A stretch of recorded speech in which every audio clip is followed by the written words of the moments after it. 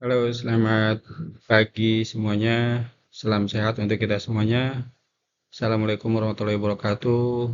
Jadi, jumpa lagi di keselamatan dan pelayanan bidang transportasi pelayaran, ya. Jadi patut diketahui nih, sebagian kapal pasca terbakar hanya menyisakan bagian yang di bawah air saja.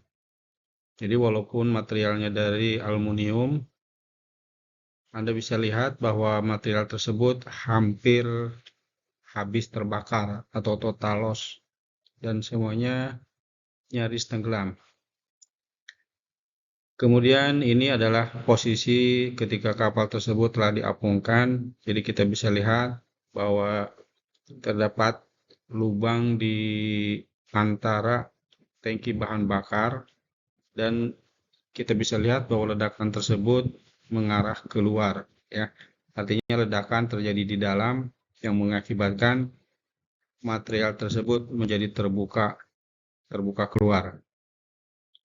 Dan ini ketika saya berkunjung ke rumah sakit, ada satu orang awak kapal yang luka bakar, ya. Luka bakarnya itu hampir 80% dan akhirnya kalau tidak salah, ya, ini pun meninggal juga, tidak tertolong karena luka bakarnya cukup besar. Jadi dalam kejadian ini tentu kita patut mengambil pelajaran. Jangan sampai terjadi kebakaran di kapal yang mengakibatkan akhirnya api tidak dapat dikendalikan dan apabila sudah demikian, ya tentunya normalnya kita semua panik, ya. Jadi yang meninggal itu 3 orang, luka bakar dan selamatnya 5. Ini adalah gambar rencana umum daripada kapal Dumai Lain 5. Jadi kapal ini dapat mengangkut penumpang totalnya itu 221 orang. Dengan kelas VIP 132 orang. Jadi cukup besar, ya.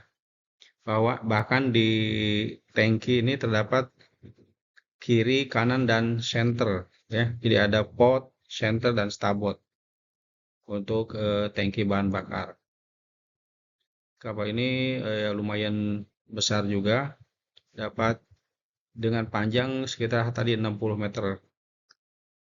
Dan ini adalah tampilan ketika mesinnya masih dalam keadaan utuh, ya. Mesinnya masih dalam keadaan utuh. Kita bisa lihat di kamar mesin. Jadi main engine-nya itu terdapat 3, ya, 3 main engine.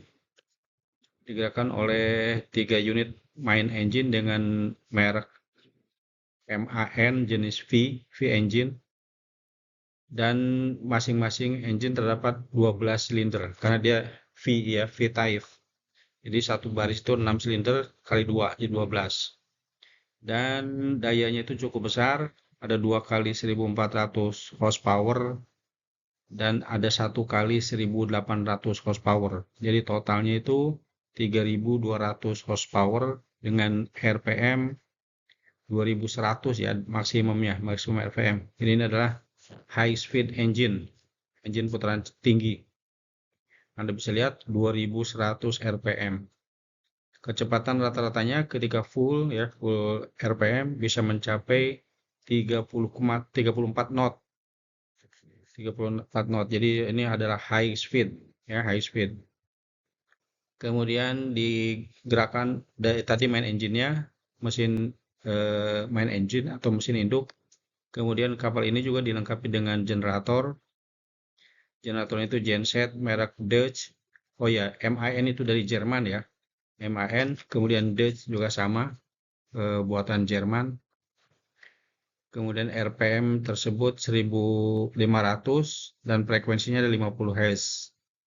Menghasilkan daya 37 kW dengan tegangan 220 volt. Terdapat 2 unit genset yang bekerja secara bergantian tentunya.